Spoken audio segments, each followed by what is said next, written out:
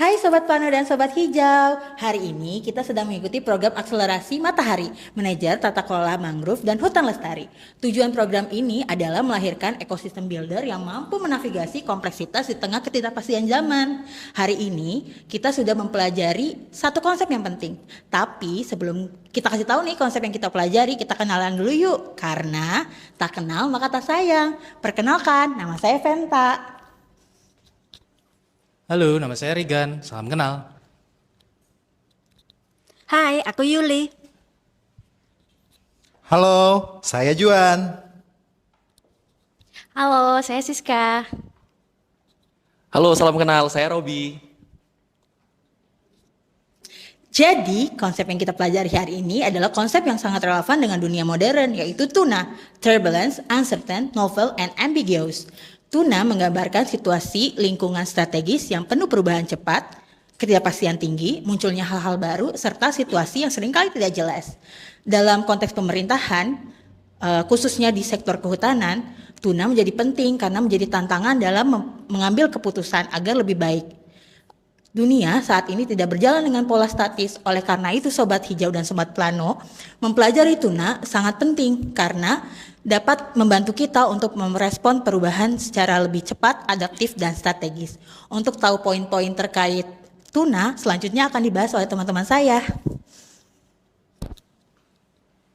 Yang pertama, turbulent, yaitu kondisi di mana perubahan terjadi secara cepat, tidak stabil, dan sering bertabrakan.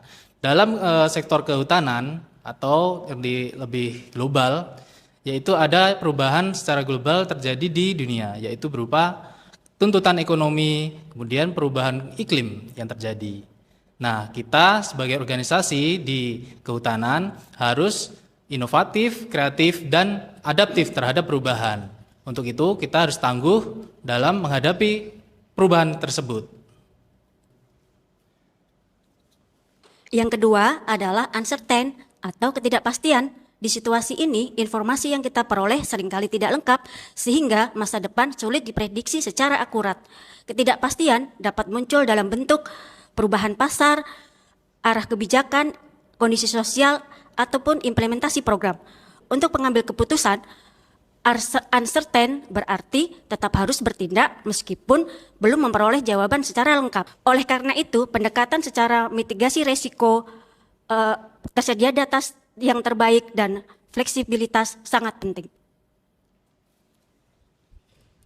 T-nya sudah, U-nya sudah. Nah, sekarang mari kita bahas huruf N dari kata tuna. N itu novelty.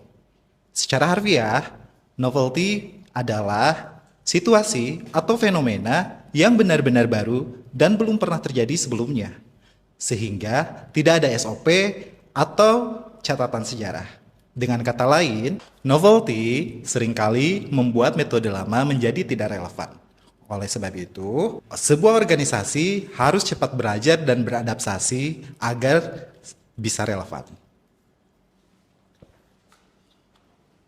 Yang terakhir yaitu ambiguous atau ambiguitas, yaitu suatu kondisi di mana tidak ada makna tunggal yang jelas. Jika ketidakpastian atau uncertainty adalah kurangnya informasi, maka ambiguitas yaitu kebingungan dalam menafsirkan informasi. Dalam kebijakan publik, satu data yang sama dapat menghasilkan interpretasi yang berbeda-beda, tergantung sudut pandang masing-masing pihak.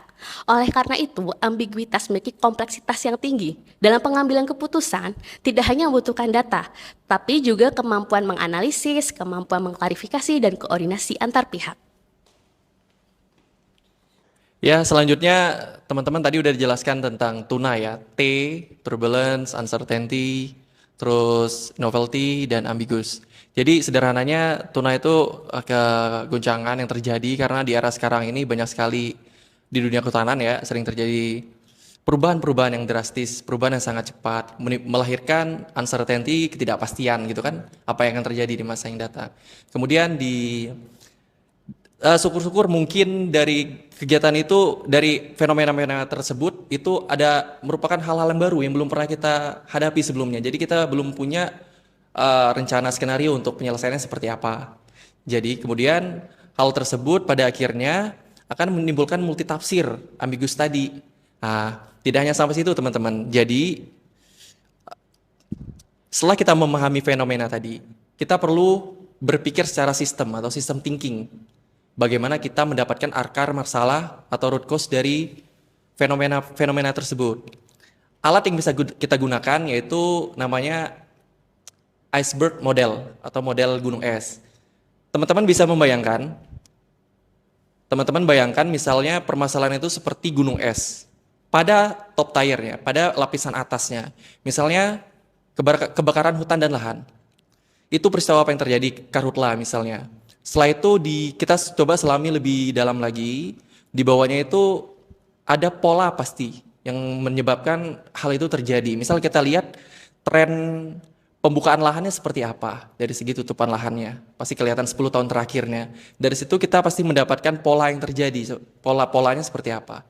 Kemudian dari situ kita coba selami lebih dalam lagi di bawah peristiwa, terus ada pasti pola perilakunya, pasti ada struktur sistemnya seperti apa. Hal ini berhubungan juga dengan kebijakan pemerintahnya, perencanaannya sampai tahap evaluasi seperti apa.